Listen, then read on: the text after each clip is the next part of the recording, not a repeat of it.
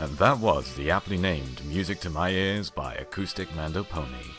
Welcome back to FIM Radio, giving you the story you crave. Up next is what you've all been waiting for. Coley, bringing you Asylum Chapter 11. 116 FIM FM.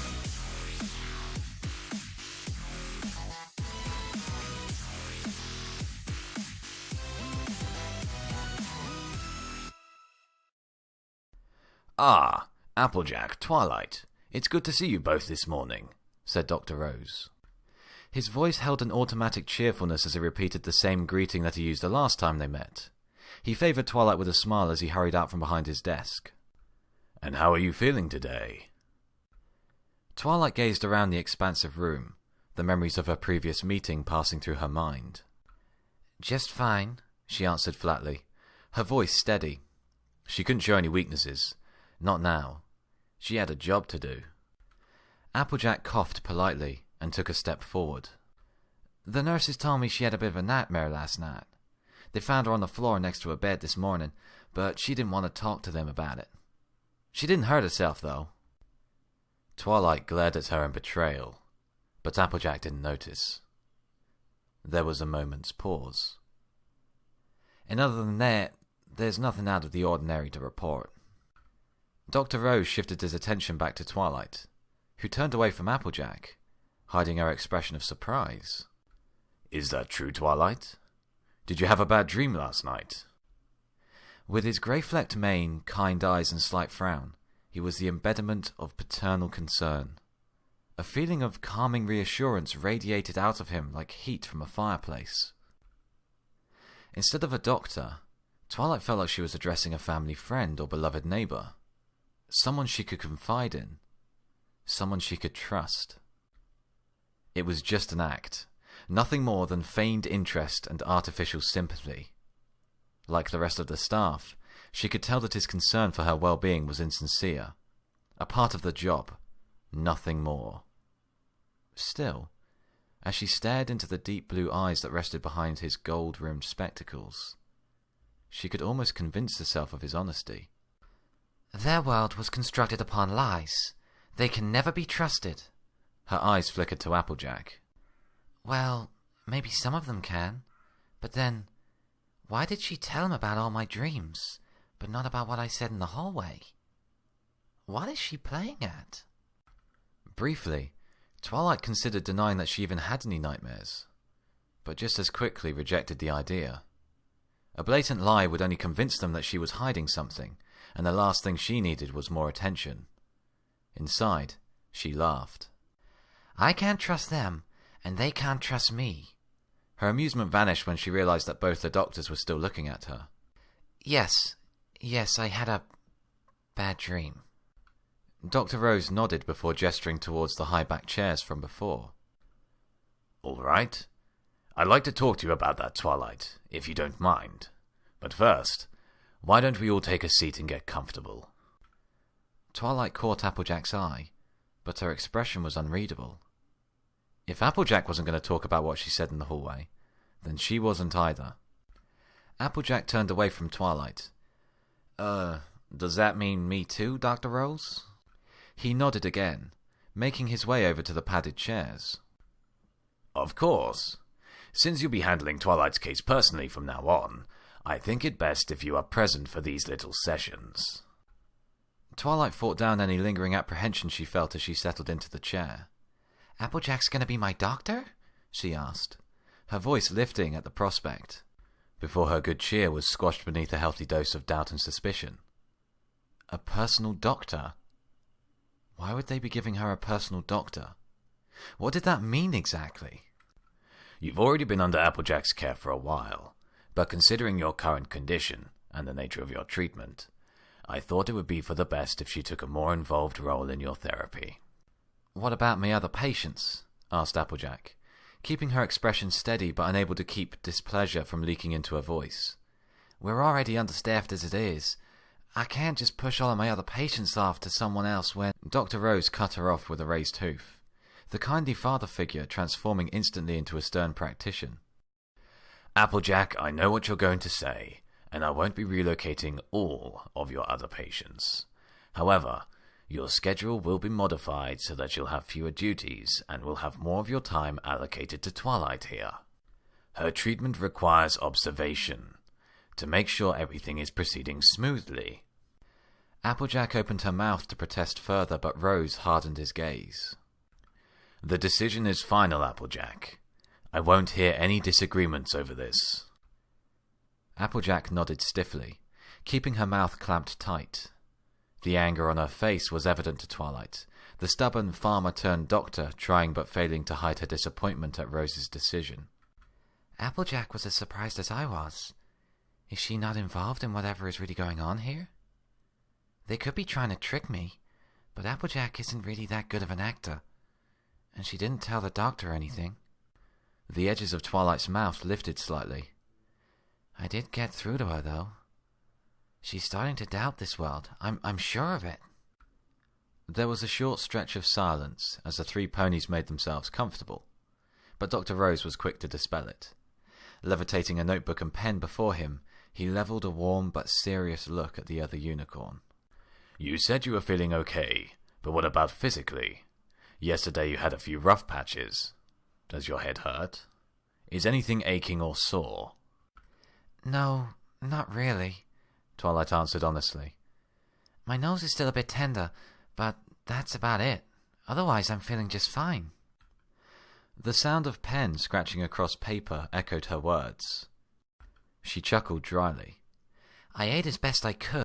And how about your stomach? Have you been eating well? Even before she had finished, the doctor's pen was moving again.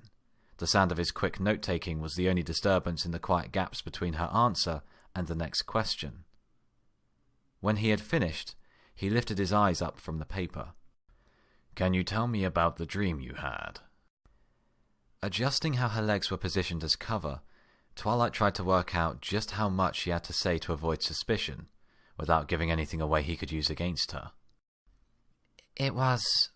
I woke up back home. In Canterlot. I don't remember everything. But I remember there being lots of shadows that attacked me. And then I woke up. She coughed softly when she noticed Rose was still staring at her. I guess I just got scared of the dark and, being alone. Twilight, please don't lie to me, Dr. Rose said quietly. Although his expression continued to radiate warm concern, there was a look of gentle reproach in his eyes. Twilight blushed despite herself. Lying about anything is not going to help you get better. If there is something you don't want to talk about, then just tell me so.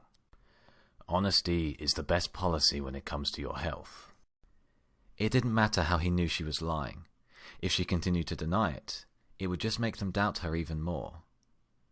Doing her best to make her embarrassment at being caught seem more like remorse for her actions, she hung her head in shame. I'm sorry. It was scary. My friends were there too, but they were wrong. Broken. And they attacked me too, and I don't want to talk about it right now.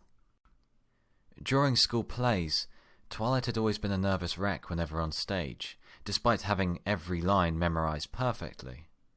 She was no actor, never able to get into the mindset of becoming the character. Still, she was quite proud of the slight tremble she put into her voice, the subsequent sniffle that was that of a distraught mare holding back her tears. If they had seen her face, it would have been more obvious how wooden her performance was. She wasn't going to Las Pegasus any time soon. But it was enough to convince Dr. Rose. There. It's okay, he said soothingly. It's just a dream. You don't need to talk about it now. We can discuss it later when you're ready. Nodding as if thankful for the small mercy, Twilight pretended to wipe her eye before glancing back up. Rose gave her a reassuring smile, while Applejack stared at her, the tightness in her jaw making it clear that she hadn't been convinced. Twilight glanced away, feeling the burn of Applejack's eyes on her muzzle, half expecting Applejack to give her up to the doctor. but to Twilight's relief, the Earth Pony remained silent once again. She dared to let herself hope it was a sign that she really had reached her friend. "I'd like to talk about something else now, if I may," Rose said, bringing her attention back around to the doctor. Feeling a bit more sure of herself, Twilight nodded, giving him a deliberately weak smile. She'd let him ask a few questions, and then it would be her turn. "Since yesterday morning, have you seen or heard anything strange? Anything that shouldn't be there? Anything that didn't seem real?" Her thoughts flashed back to her argument with herself in the mirror, but she masked the thought with a forced laugh. I'm wrongfully trapped in a hospital for the insane. Everything I see or hear is strange and unreal. I mean, have you seen or heard anything that you wouldn't expect in a hospital? She rolled her eyes. Yeah, I saw a mummy yesterday at lunch being fed by a nurse, she snapped without thinking. To her surprise, the sarcasm went straight over his head. "A mummy, you say?" he asked, as he began scratching away at his notes. "And it was in the cafeteria?" "What?" Applejack's cough interrupted Rose's next question. "Dr. Rose, I believe that she's talking about Miss Scratch, the photophobic patient of Dr. Roy's." She flashed Twilight a reproachful look. "She's the mare with the facial burns." She was quickly joined by Rose in giving Twilight a look of stern disapproval, making her feel like a foal that had been misbehaving. Normally, she would have been annoyed, but Applejack's words rang in her ears. She lowered her eyes to the floor, her ears flattening against her skull. "I'm sorry," she apologized, not needing to fake any sincerity. "I shouldn't have said that. I didn't mean to, and it won't happen again." When she finally glanced back up, both doctors' faces had softened. "It's all right, Sugar Plum. I know you didn't mean it. And you said you're sorry. Just try not to speak before thinking is all. You wouldn't want to hurt any pony's feelings." Rose nodded with her. "Yes. As long as you learned your lesson, then there's no reason to stay upset." He quickly rechecked his notes, scratching out one line before continuing. "Let's see. Where was I? All right. How are your memories, Twilight? Do you still remember nothing from Broadhoof before yesterday?" "Yes, sir," she replied, still shaking off her disgust at having used a crippled pony as a joke. "Nothing new there. I have memories of everything leading up to 2 nights ago, and then I woke up here. Nothing is blurry, nothing is missing, and there are no gaps. It's just a clean transition from one world to another." The sound of writing halted. Twilight winced, realizing what she had let slip. She braced herself for the follow-up question, but it never came. The writing resumed. Inside, Twilight berated herself. "Don't tell them anything about what you suspect, you oaf. Keep talking about other worlds, and even Applejack will be happy to keep you locked up." She glanced around at her friend, remembering how she had responded in the hallway. "She knows something is wrong, but she's not ready to accept the truth just yet. I have to be patient." The trio sat silently, while Rose took what felt like an excessive amount of notes. "I want you to think back to your memories of your life before you woke up here. Think back a few years, and think about the major events in your life. Now, do you notice anything missing? Any gaps or hazy patches?" "No, nothing. I remember everything before the hospital perfectly." Rose lifted an eyebrow. "Really?" "Yes," she replied, a hint of challenge in her tone. "So, you remember all the details of your life? Birthdays, vacations, graduation? Your..." He checked his notes. "Your brother's wedding? You remember all the details of those events perfectly?" Twilight frowned at the stress that he put on the last word. Yes. Well, within reason, I mean. I'm not some kind of savant. I can't tell you how many panes of glass there are in Canterlot's castle's main hall from memory, she said with a laugh. Rose didn't smile. Twilight cleared her throat. But, yeah. I remember them pretty well.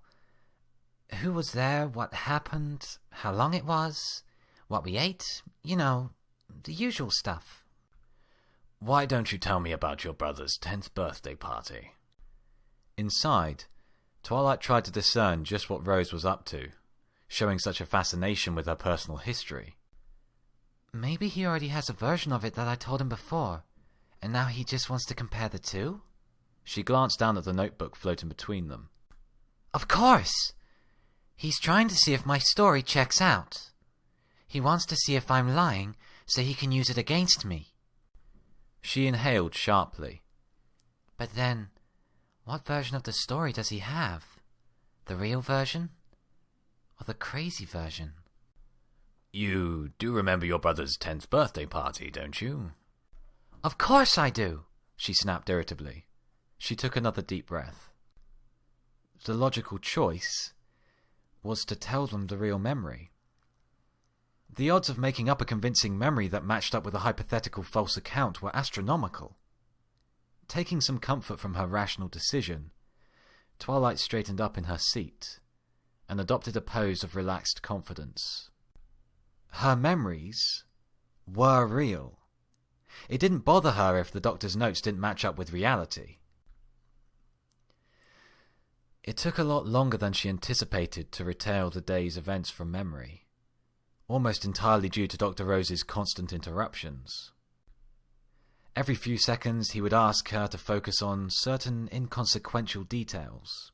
How many guests there were, the number of presents, when the party started, and the flavour of cake were all brought up by Rose. Twice he asked Twilight the same question at different times, trying to trip her up by seeing if the story changed. It was a police interrogation in comfy chairs. And by the end of it, she was exhausted. Exhausted, but unbowed. She didn't need to worry about his transparent tactics because the details had remained the same. After all, she was just recalling it from memory. Once she had finished, Dr. Rose took another minute to read back over his notes. "Well, Twilight," he said eventually, "this memory of yours must be quite vivid. Very detailed. Very consistent." He glanced over the rim of his glasses. "And you don't notice anything hazy about the celebration?" Twilight grinned. Nope. Well, I don't remember everything, of course, but I remember all the essentials just perfectly. Rose lowered his gaze back to his notes, but Twilight's smile vanished. There had been something in his eyes, hidden beneath a mask of professional detachment. Amusement? Satisfaction? Pride? Why would he feel any of that? How could you possibly remember all of that? Applejack blurted out, her first words in almost half an hour. The sheepish expression on her face as she turned to look at Rose made it clear she was worried about overstepping her bounds, but the older doctor just stared back neutrally. Taking his silence as permission to continue, she returned her attention to Twilight. What I mean to say, Twilight, is that memory is supposed to be from almost a decade ago. You were a little foal at the time, too. So, how can you remember just how many presents your brother got, and the flavour of the cake, and what time the party ended? Twilight frowned. I just do. Why is that important? I just do. Why is that important? Do you remember the day before the party as well? Applejack pressed. Well, no. I remember getting my mane cut and picking out a new dress with Mom, and... Twilight gulped, struggling to remember more so that she didn't lose any ground with her friend. And we had lunch downtown, but I Her voice trailed away as she glanced over at Applejack. That's all I can remember, she admitted. To her confusion, Applejack looked pleased at her revelation. Well, no pony has a perfect memory. Not understanding, Twilight looked from one doctor to another, looking for clarification, but her questioning glances only made both physicians' knowing expressions grow. She was overlooking something obvious, and it was annoying her to no end. She glared at Applejack, feeling like the butt of some private joke between the two. What do you mean exactly? It was Dr. Rose who answered. What Applejack was questioning was the lucid and highly detailed nature of your memories, Twilight. After all, no pony has a perfect memory. Twilight blinked. Oh, of course. It's good that you don't recall it all perfectly, because real memories aren't perfect. Being able to recall everything in your past would be a sign of delusions, or a deliberate attempt to lie, he continued. Twilight barely noticed Applejack's deep frown at his words, her annoyance fading away as she realized where he was going with this explanation. Life, like memories, are imperfect. Being able to recall so much is a testament to your own quite prestigious mind, Twilight. She blushed at the compliment. Thanks. My teachers have always complimented me on my memory. I'm just really great at remembering things. It took Twilight a moment to process how conceited her words sounded. Her blush deepened. That's not to say I'm special, or better than any pony else, she stammered. I'm not bragging. I still have to study hard to remember all of my studies. It's just that I have a better memory. I can remember stuff fairly well, but in a way that suggests that I'm not totally superior to any pony else. It was only when she paused to inhale that she realized both doctors were looking back at her in amusement. Twilight's cheeks could have ignited paper as she inspected a particularly interesting spot on the carpet. Well, at least I know I haven't cured my phobia of making others think I'm an egotistical braggart, she thought as her embarrassment slowly drained away. Their amusement faded with her nervousness, and soon Dr. Rose had returned to his questions, each one as innocuous and pointless as the last. What is your earliest memory? Can you tell me about the first time you met Princess Celestia? What were you doing a week ago? Each attempt to ask her own questions was politely rebuffed by Rose. Unlike her, he grew more excited with every boring question. Oh, he hid it well, but she could see it in his eyes, and it confused her. To him, everything she was saying was nothing but the products of delusion and insanity. Why did he care? However, over time she found it hard to sustain her interest in answering that question. At first, she had considered the nefarious plots that might require knowledge of her past, but the more she thought about it, the less sense any of them made. They already knew what her history was supposed to be in their world. Rose's use of the picture the previous day had demonstrated that well enough. Her stories of her past were no more real to them than a daring do novel. Not knowing why they were so interested was almost justification enough to simply stonewall them and not say anything, but she dismissed the thought as a fruitless act of protest. She had more to gain by playing along and showing herself to be logical, sane, and collected. The less she seemed like a mental patient that they believed her to be, the easier it would become to prove herself and earn their trust. The only thing keeping her mind on topic was the knowledge that she had one powerful trump card in her repertoire. It would only work once, and then only when she had an honest onlooker, like Applejack, to witness it. She had to save it for a desperate moment, as a tool of last resort. If she could get answers by being just a patient, then she wouldn't have to tip her hoof. No matter how banal or annoying the questions become, she thought, grinding her teeth together as Rose asked her about how regular she had been with her trips to the bathroom. With no other rational option available, Twilight continued to answer each question as simply as she could, hoping to get through them all with enough time left so that she can get some answers for her own. Biting back on her impatience, Twilight let Rose continue speaking. Slowly, her morning meeting with the doctor dragged on. Have you noticed any connections between your memories and what you've noticed around the hospital? Familiar faces, perhaps? It was the first question in a while that was not relating to her having to tell a story or describe some embarrassing biological functions, which was more than enough to arouse her mind out of its distracted state. She bit back her instinct to automatically deny it. They already knew she did have connections. Her conversations with Applejack and Pinkie Pie had demonstrated she was familiar enough with them at some level. The more they suspect you, the harder it will be to escape. Twilight sighed. Yes, I have. There are ponies in the hospital that I know, although their lives are not the same as I remember. Like Applejack?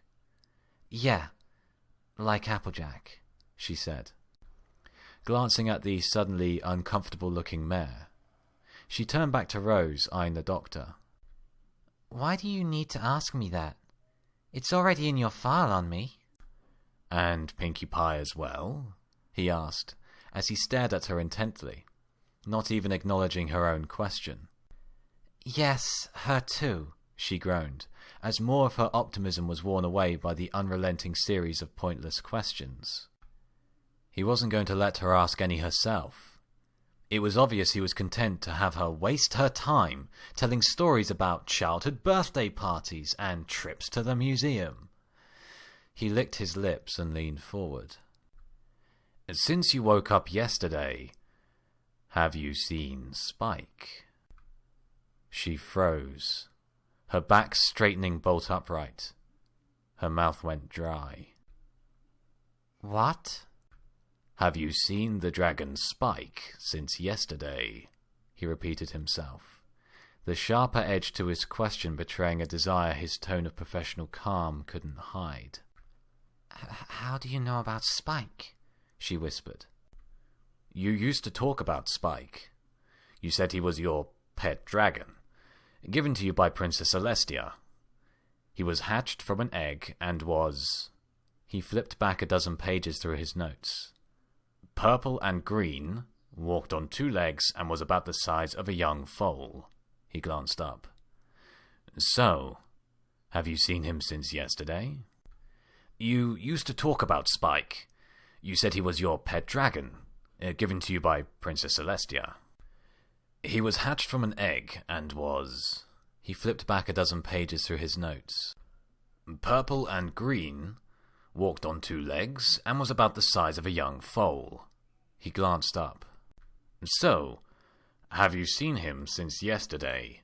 No, I haven't seen him! Twilight shouted, as she leapt out of her seat. What happened to him? Where is he? What have you done to him? The young mare's face was contorted with concerned fury, a mother bear whose cub was missing. 1,000 terrible possibilities passed through her mind, her fear and anger mixing together into a volatile cocktail that was primed to explode. She barely noticed Applejack leap to her hooves, the earth pony taking a few steps forward so that she could impose herself between Twilight and the stallion she was staring daggers at, but he simply gestured for both of them to stay still. Twilight, sit down, he commanded. His voice was firm but scholarly.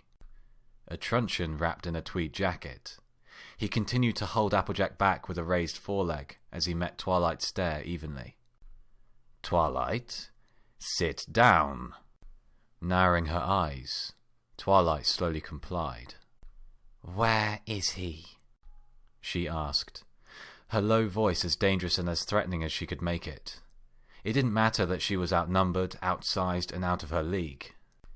If they hurt a single scale on his head, I'll... We didn't do anything to Spike, because Spike isn't real. The words brought Twilight's furious thoughts to a screeching halt.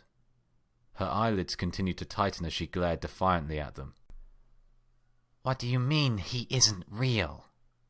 How would you know about Spike if he didn't exist? I swear, if you did anything to him...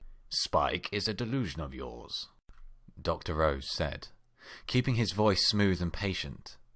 I know about Spike because you've talked about him in the past. That's not true, she growled, breathing rapidly. Twilight, I've had a number of conversations with you over the years where you assured me that Spike was in the room with us. You described him at great length to myself and others. In fact, many times you were dictating your own notes and letters to him. Stop this, she hissed, her eyes darting around the room as she pulled back further into her chair.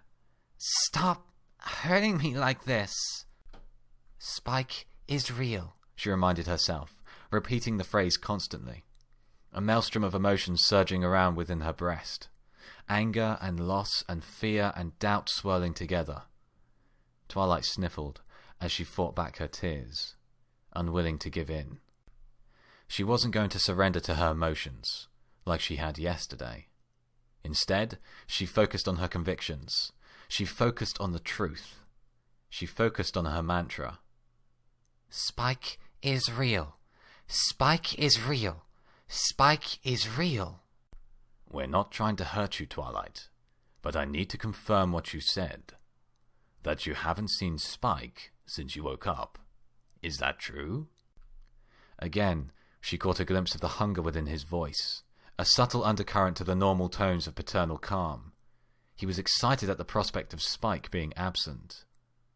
It was a mystery as to why, but at that moment, she wanted nothing more than to tell him he was wrong, and that she had seen Spike, just to spite him.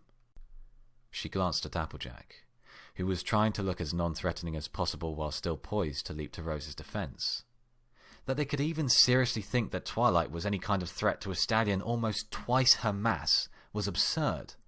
It would have been comical if she weren't struggling to keep herself calm. Focus on her.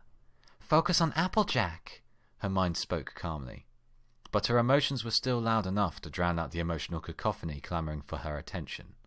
You need to convince Applejack that you're not crazy.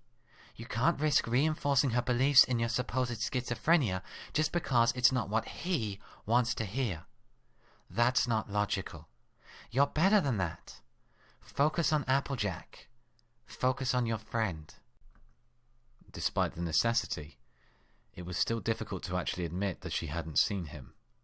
It was the truth, but speaking it aloud would serve to reinforce the point that her Spike, the Spike she had raised from a hatchling, the Spike that slept by her side every night, the Spike that looked up to her as something between a big sister and a surrogate mother, wasn't there with her. She did her best to mollify herself, pointing out that at least he wasn't suffering like she was. It didn't help.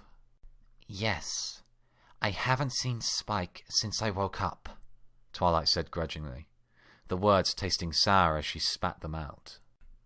Her mood only darkened when Rose gave her a broad smile of victory, unable to hide his excitement any longer. Oh, how she wished that she could have had her horn unsheathed right then. Just one spell. That's all she needed. That is excellent news! Truly, truly excellent, he declared with an exuberance of a stallion half his age. The mask of professional calm had been discarded. His honest emotions were bared. A broad, exulting grin full of youthful excitement. He turned his smile on Applejack. What did I tell you? The treatment is working perfectly. We've eliminated a major visual and auditory hallucination. Applejack's response was much more subdued. Well, it seems so, but it's only been 1 day, Dr. Rose, she said. She softened the dose of reality with a gentle smile. Isn't it a little early to be celebrating? Yes, you are absolutely right, Applejack, he admitted, his placid doctor persona quickly returning to the fore as he let his elation fade. Still, he couldn't keep from giving Applejack a cheeky smirk. But it is pretty exciting. If her condition doesn't regress, then what we've done so far is poised to revolutionize the whole field. And without surgery. Twilight's eyes narrowed. I'm sorry, but what are you two talking about? She snapped, levelling her best angry schoolteacher glare at them.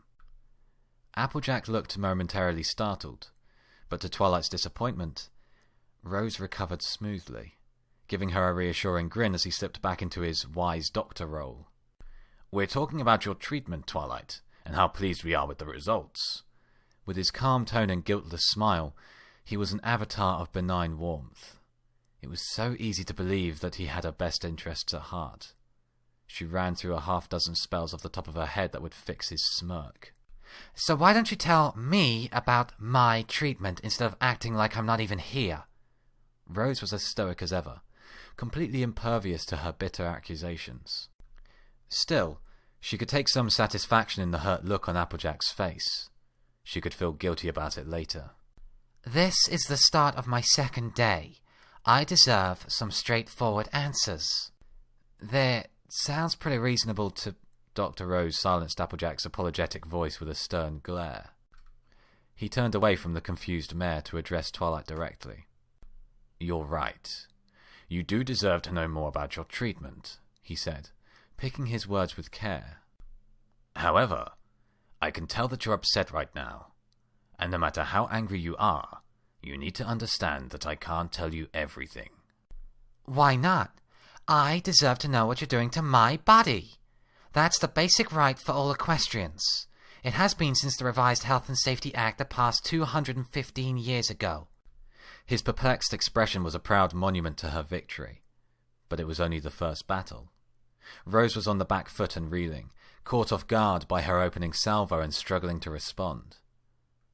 It was time to use her most powerful weapon, her extensive knowledge of equestrian law and landmark legal cases.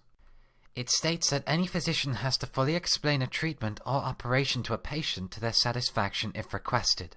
It also states that no patient can be forced to undergo a treatment or operation against their explicit consent. Lips twisted into a predatory smirk as she closed in for the kill.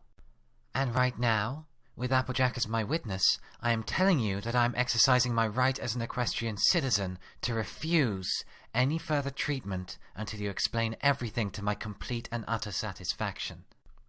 Both Applejack and Rose stared at Twilight, their discomfort only fueling her confidence. She had them right where she wanted them. This time, she wasn't alone with a nurse threatening to force-feed her pills if she refused to take them. This time, she had a witness. Applejack might not have been the same mare from her world, but she had seen her doubt out in the hallway. If Rose refused to answer her, if Rose blatantly denied her rights, then Applejack would see it for herself. She wouldn't be able to deny that things didn't add up any longer, not after a display like that. That left him with one practical, logical, and realistic option. Tell her everything. I can't lose, she thought as she gave the stallion her most cocksure grin. After answering so many of his inane questions, she was eager to get some answers of her own. After 2 days of being told where to go and what to do, she was making things happen how she wanted them to go. She was being proactive, and she was going to savor every moment of it if she could. I think I earned the right to gloat just a little bit. Removing his glasses, Dr. Rose set about cleaning them by hoof, wiping away non-existent grime with the corner of his lab coat. It was a transparent delaying tactic, but Twilight contented herself with an exaggerated eye roll instead of interrupting him. After all, the sooner he was ready to speak, the sooner she would get her answers. Once he was satisfied that the imaginary dirt was gone, he finally met Twilight's gaze. "Well, I can see that you've been putting your personal library to good use," Dr. Rose said with an uncomfortable chuckle. "Although, I wish you hadn't brought this up, Twilight, because you're forgetting 2 important details." She lifted an eyebrow. Oh? What am I forgetting then? "You're not an adult, Twilight. You're a filly." The false humor was gone. In its place, the stallion's voice was flat and austere. "An intelligent and precocious filly, certainly, but you're still not a full-grown mare. And a child's treatment is determined by their parents or legal guardians." Rose levitated over the thick manila folder she knew containing all of her paperwork, and, after a quick search, produced a few sheets of paper. She shivered reflexively as he floated them over to her, But he wasn't tormenting her with any more photographs. Instead, it was a standard black and white medical form. The dry legal text said very little, only explaining that the signatories were given their consent for their child to be treated, as discussed during previous consultations, it said. She reread it 3 times just to make sure, ignoring the wrenching sensation in her gut at the sight of her parents' familiar signatures at the bottom. Well, then why don't you go and get my parents here so that we can discuss this again? I am willing to bet that you won't have any consent after I'm through telling them about this place. Until I speak to my parents, I'm not letting any of you lay a hoof on me, Twilight promised, as she thrust the papers back over to the doctor. And this still doesn't explain anything about what my treatment actually is. Dr. Rose frowned, a hint of his growing irritation breaking through his stoic demeanour. He opened his mouth, but it was Applejack who spoke first, her tone gentle and conciliatory. Now, Sugar Cube, that's just not going to work, and you know it. You still have medical needs, and we can't hold your medication for a week whilst we wait for your parents to show up just so they can confirm that, yes, they still want you to be treated. It just doesn't work that way. It's unfair on them, to us, and to yourself. Twilight eyed Applejack distrustfully. So, you're going to lock me up, deny me access to my family, and force me to undergo some unexplained treatment against my will? Not at all, Twi. If we have the time, we'll explain it to you. If not, then I'll explain it to you all later on tonight. Afterwards, if you still want to, we can even write those letters to your parents, she offered. Or, if you don't want to wait for tonight, you can have your caseworker help you write those letters as soon as we're done here. Twilight blinked. Caseworker? You mean some pony from a government agency? Some pony who doesn't work for the hospital? Exactly. She's here for these sorts of situations. After all, your parents can't be here all the time to keep an eye on you, and you're still too young to make informed medical decisions on your lonesome. Applejack smiled sheepishly, as Twilight gave her an annoyed glare. What I mean to say is, you can't make them legally, Pumpkin. I know you're one smart cookie, but still, the law's the law. So, everything I say to her is confidential. She doesn't answer to any of you? No. They are completely independent, Rose answered, with the same false smile every doctor seemed to wear when explaining things to her. She imagined it was supposed to be reassuring, but she couldn't see it as anything other than the same smile a teacher gave a slow but eager kid in class whenever they asked a question that had just been answered. Like Applejack said, they are here to act as a third party on behalf of your parents. As a foal, you need an adult looking out for you, and they're the intermediary between your parents and the hospital. His smile fell away like a house of cards under a stiff breeze, replaced with a look of mild reproach. Now, that doesn't mean that you simply get to ignore what the doctors say because you want to wait until your parents tell you in person that they agree with your treatment program. If it will make you feel better, you can certainly talk to your caseworker about your concerns and write a letter for her to mail for you. But you cannot refuse the very treatment your parents agreed upon. Do you understand, Twilight? She wanted to tell the older pony off, her instinct to rebel against her oppressors burning strongly within her very core. Her logical mind wouldn't allow it. Instead of throwing a fit, she simply nodded. Yes, I understand perfectly, she replied, as she settled back into her seat, her confidence floating atop a new wave of optimism. This caseworker is perfect. I can get her to carry a letter to my parents, letting them know about my situation. Even if they think I'm supposed to be crazy too, it should be much easier to convince my parents that I don't belong here, or the hospital is mistreating me, or something just isn't right. All I need to do is make them doubt what they're being told, even for a second, and presto, I'm free. And once I'm free, I'll be able to work on getting home and fixing this whole thing. If that is all settled, then can we return to the questions? Rose made a show of glancing at his watch before reaching for his notepad. The longer we take, the less time you'll have with your caseworker. Not yet, Twilight stated, trying to keep as much strength in her voice as she could. I've been answering all of your questions, But before we go on, I want to know something about my treatment. After 2 days, I still haven't had anyone explain to me anything about how it works, or what it actually entails. It is still my right as a patient to know what you are doing to me. So please, can you tell me what my treatment actually is?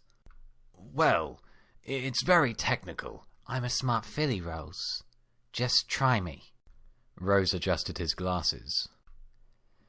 It is a new, although not untested, method of care, composed of medication and magical healing, that is focused upon fixing any underlying core problems inherent within mental disorders.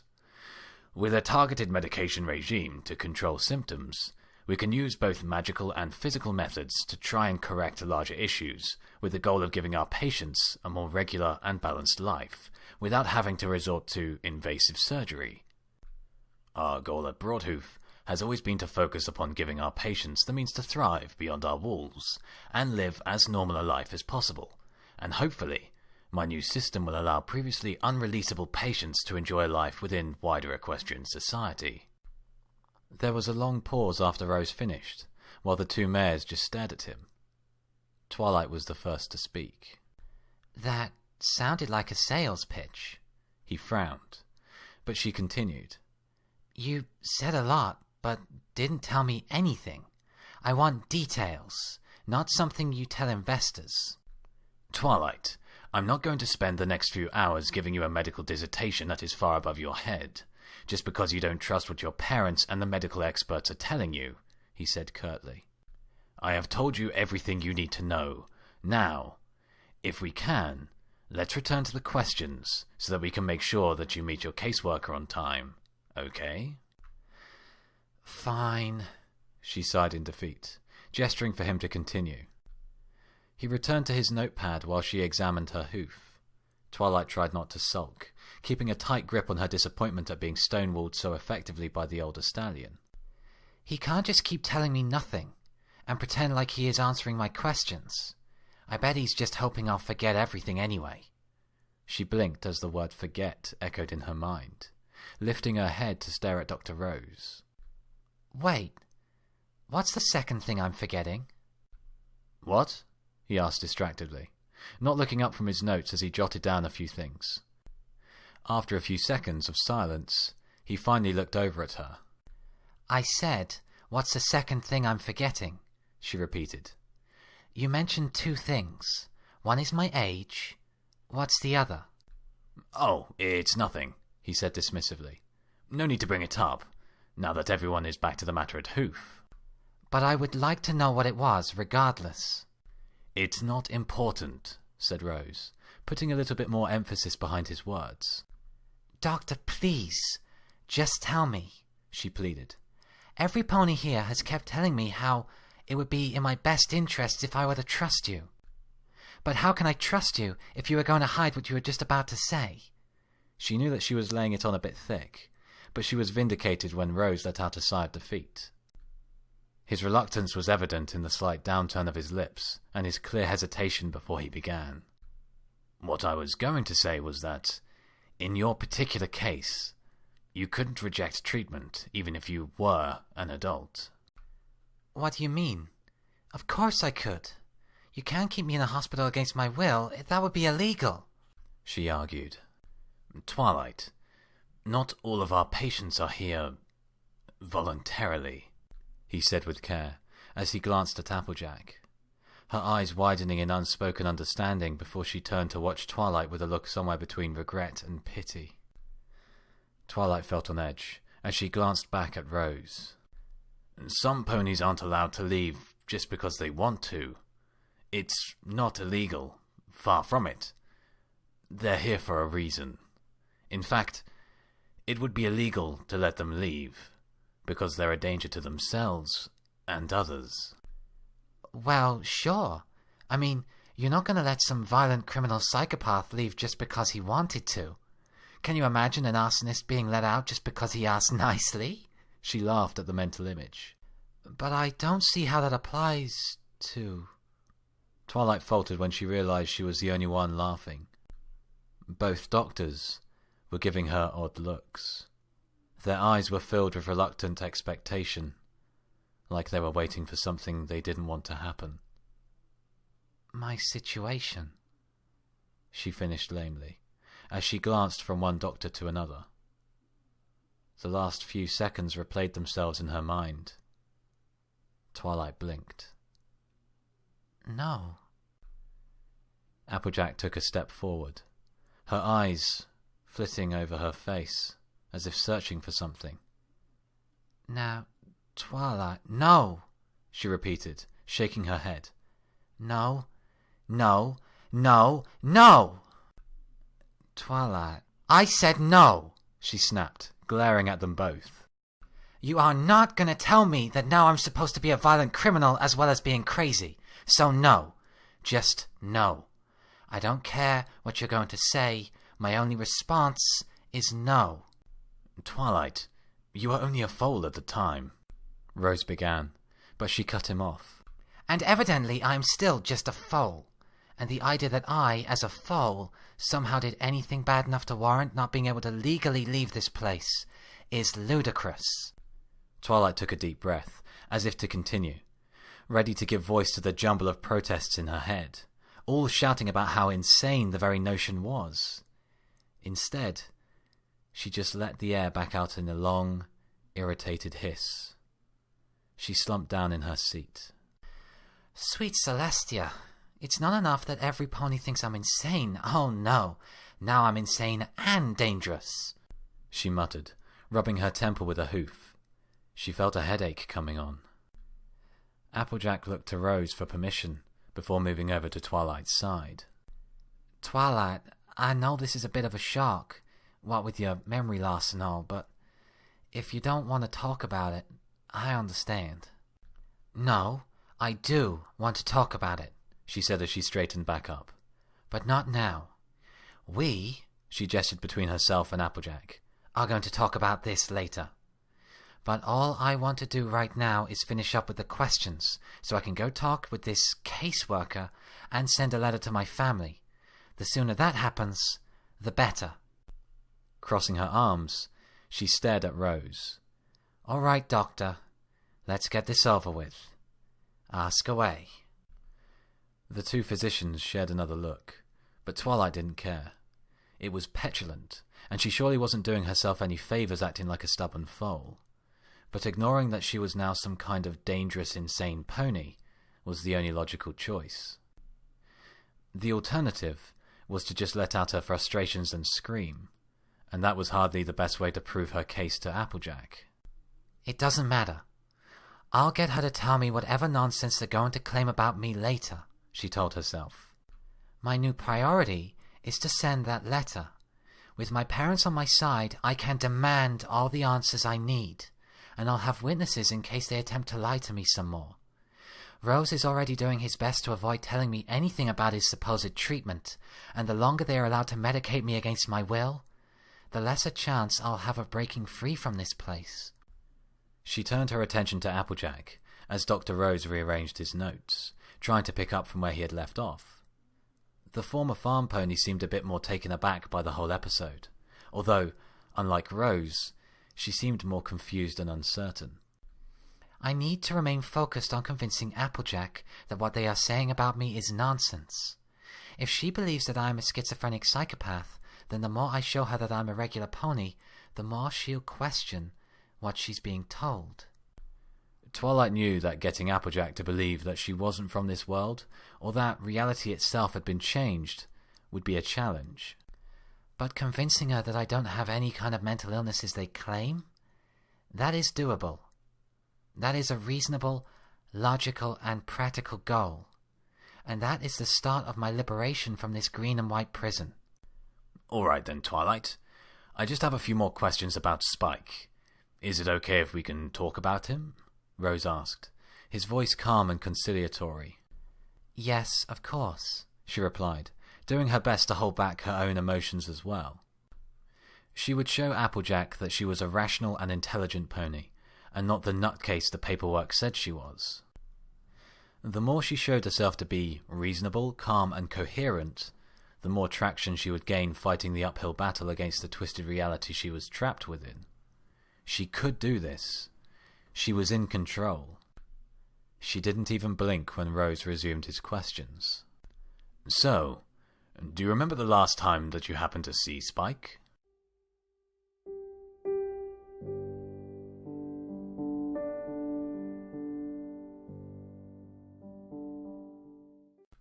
How are you holding up, Sugar Cube? Twilight turned her head, unsurprised to see Applejack giving her a concerned look. I'm fine, she replied, biting back her desire to snap at her friend. That was an ordeal, but at least it's over now. I hope that nothing that we talked about in there upset you much, said Applejack, as she guided Twilight away from Dr. Rose's office. I mean, Spike's normally a bit of a sore spot with you, but I was just caught off guard by the question, she countered. If the treatment is supposed to have left me without any memories of my life in this hospital, being surprised by a question about a close friend and being told they aren't real is certainly going to get any pony riled up. She gave her friend a grim smile. Just put yourself in my shoes. What if you woke up tomorrow and you were told that you had never left the farm, never became a doctor, and you had just been bucking apples all your life? Applejack gave Twilight a weak smile. Sometimes I think I'd be a happier mare if I were still working on the farm. She halted and lifted a placid hoof at Twilight's glare. Oh, I know what you mean, darling. You're dealing with a situation that I wouldn't wish upon any pony. Reaching out, she patted Twilight's shoulder. And for what it's worth, I think you're holding up real well. I know you have your concerns about your treatment and all, but I can tell that you've made some real progress already. If y'all just give it time, I know you'll be pleased with the results. The two resumed walking in silence as Twilight mulled over how to respond. They passed down another hallway before she finally spoke. Applejack, about what I told you before we met Dr. Rose. Twilight, Applejack growled in warning. It was Twilight's turn to hold up a warding hoof. I'm not going to ask you to take off my magical silencer, so please, just hear me out. She waited for Applejack to nod before continuing. Look, I know you think I'm supposed to be some sick pony. And we both know that I don't believe a word of it. And I'm not just going to sit here and delay things, trying to convince you that I'm all right and that all of this isn't supposed to be how it's supposed to be. But you and I both know that something just doesn't add up here. Twilight, I really don't... Applejack began. But Twilight continued, speaking quickly but keeping her tone even. Please, just think about what you know about me from your memories, and how I should act based upon what my file says, and then ask yourself if my behavior fits. Am I acting like a schizophrenic and obsessive pony? If you will promise me that you will honestly think about it, I will never, ever ask you about taking off my silencer again. Deal? Twilight could see the conflict swelling about behind Applejack's eyes as she evaluated her choices. It was an innocuous request with the promise of never asking her to break regulations, but it also meant she was acknowledging, even for a moment, that a patient's delusions might have some merit. Twilight kept her face calm, even as her insides twisted about. Please, Applejack, you're the element of harmony, and you're one of my closest friends in all of Equestria. If any pony could tell that something isn't right, it's you. Her heart plummeted as she saw the corners of Applejack's mouth tighten up, a surge of disappointment coursing through her veins. She's gonna say no. She's gonna turn me down and keep thinking that I'm a crazy pony. All right, Twilight, I'll think about it. If I can't even get her Applejack to consider... Twilight coughed, her eyes widening in surprise. You what? Applejack eyed her with a look of faint concern. I said I'd think about it, she repeated, but the end of her sentence was lost in a gasp as Twilight pulled her into a desperately tight hug. Oh, thank you, she cried out, nuzzling her friend's cheek and ignoring her cry of indignation. Relief bubbled up within her, making her feel like she was floating on air. Okay, that's enough, Applejack declared as she pried Twilight's forelegs from around her neck with a gentle but firm pressure. The mare blushed faintly. Look, I ain't promising nothing, but I'll think about it. You understand? Twilight bobbed her head eagerly. Before she could say anything, Applejack continued. However, you're going to promise me something in return. Twilight's smile fractured. What? You're going to promise me that if I do this for you, you're not going to try and pull anything like you did back in Dr. Rose's office. You're not going to try to stop taking your medication or do anything foolish like that. You're going to go to therapy, engage with the staff, and not be any kind of troublemaker. You hear? She stated, her voice filled with a maternal strength that made Twilight sympathize with Applebloom. She gave Twilight a level stare. If you can act like a grown mare and do that for me, then you have my word. Deal? Twilight stared at Applejack's proffered hoof. Just say yes, she told herself. It doesn't matter if you really are going to do it. Your goal is to get back home. And if you have to lie to do it, then so be it. It was a practical and realistic point she had to concede, but when she looked into her friend's honest face, she couldn't help but hold herself back. She wasn't a liar. Could she betray her friend like that? Even in so small a way for the greater good? Was honesty a necessary sacrifice? Okay, Applejack, I promise, Twilight said, taking Applejack's hoof in her own and shaking it vigorously, hoping to hide her deception behind a mask of earnest agreement. There was a moment's hesitation in her friend's eyes, betraying something of her suspicions, but the mare said nothing. So, where is this caseworker I'm supposed to be meeting with? She asked after releasing her grip, hoping to divert the conversation to a different topic. Just ahead. Applejack turned back and trotted off. Twilight hesitated for a heartbeat before following. She should be waiting for you. She handles more than one pony, of course, but we wanted to make sure that you get in right away to meet with her. The government has taken a particular interest in your situation, with all of your treatment and all. It's still relatively new, and like everything, they want to make sure that your rights and needs are being taken care of. She should be waiting for you. She handles more than one pony, of course, but we wanted to make sure that you get in right away to meet with her. The government has taken a particular interest in your situation, what with your treatment and all. It's still relatively new, and like with anything, they want to make sure that your rights and needs are being taken care of. They're interested in my situation? Why? Well, it's partly to do with your, history, Applejack explained, deliberately not looking at Twilight.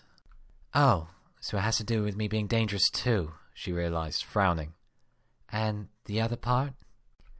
Well, it's the political side of things. Right now there are plenty of ponies that want to ban some of the more invasive treatments, Applejack explained, sounding unsure of herself. No, not unsure. Conflicted. Dr. Rose's system offers a real chance to revolutionize how we treat certain conditions, without having to resort to surgery. But it's still relatively new, so plenty of doctors aren't convinced yet. But I thought this wasn't untested. Isn't that what Dr. Rose said? Twilight stated, a hint of worry worming its way into her voice. Please don't tell me I'm some sort of guinea pig. But I thought this wasn't untested. Isn't that what Dr. Rose said? Twilight stated, a hint of worry worming its way into her voice. Please don't tell me I'm some sort of guinea pig. Oh no, not at all, Sugar Plum. The doctor gave Twilight her best reassuring grin. It's not untested, but it's still new. And there are plenty of doctors out there who aren't going to change their ways just because of some clinical tests. They're stuck in the mud, used to doing things the way that they were taught. It was Applejack's turn to frown. I had plenty of professors like them back in school. There are too many who are just afraid of anything that ain't just like how they learned it back in their own university days. So, this isn't an untested treatment then, said Twilight with a small measure of relief. It's just new is all. But why does that make anyone interested in my case specifically? You'll have to ask some pony else for all the details there, hon. After all, you're not the only pony being treated. So, I don't know why Rose is giving you some special treatment. Applejack finally glanced back over at Twilight, giving her a playful smirk. Maybe it's just because you're the cutest little filly in the hospital, she teased. Shoot, maybe you remind him of one of his own granddaughters. Twilight rolled her eyes, but laughed despite herself. She was about to respond when Applejack came to a halt in front of one of the doors marked, Visiting, Consultation room. She lifted her hoof to the handle, but stopped to give Twilight another measured glance. Nah, I want you to be on your best behavior, you understand? She ain't gonna take off your silencer or any of that nonsense. Applejack's gaze was firm, emphasizing her point. A reminder of Twilight's earlier promise was there, but unspoken. But other than that, she's here to listen to any problems that you might have. Feel free to talk to her about anything else, and don't be put off by her mannerisms. Her heart's in the right place, even if she does seem a bit haughty at times.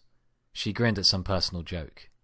Now, I'll introduce you to, since you probably won't remember her any, but I'll be back in half an hour to pick you up. All right?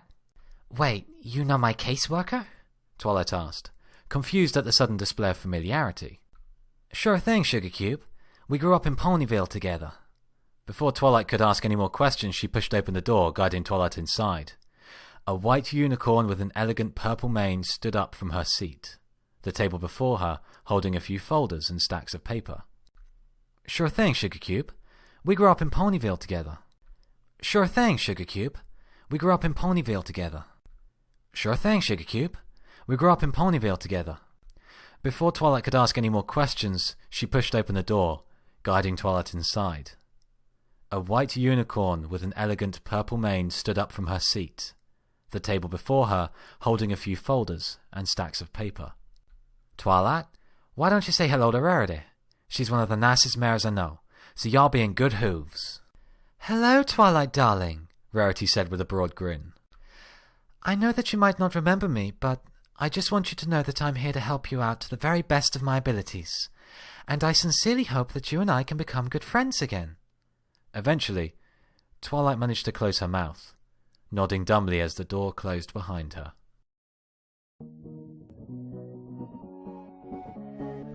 And that was Deamon of Decay's The Asylum, Chapter 11, read by Coley.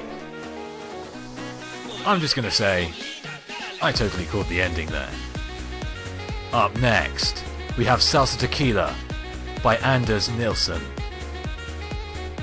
Just want to say a big thank you to everyone listening in, and a big thank you to the subs. Can't believe we've almost hit double figures. Keep those comments coming. I love to hear them. Feel free to leave a suggestion about other things you want to hear.